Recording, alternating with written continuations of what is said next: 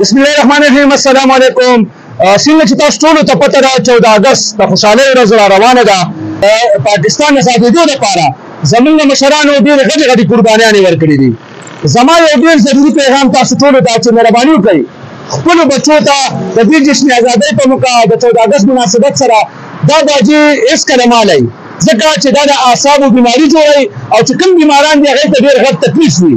د هغې نه علاوه چې کوم موټرسایکل سوار وي د 14 اگست مناسبت سره زما تاسو ټولو ته عام روټین کې مو خو د 14 اگست مناسبت سره زما ورته دا خواسته چې هېڅکله تیز اواز والا سلنسر والا موټرسایکل مه استعمالوئ. چیف ټریفک افیسر پېښور هارون رشید صاحب په هدایاتو باندې به انشاءالله موږ دې ځل د 14 اگست خوشحالي که خیرې تاسو سره یو ځای مناوو. ټول پېښور کې که خیر انشاءالله شنه بوټي لګوو.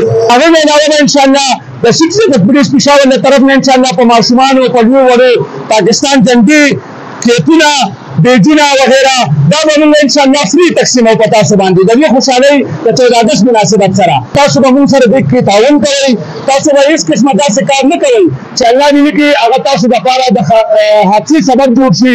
پاکستان زنده باد.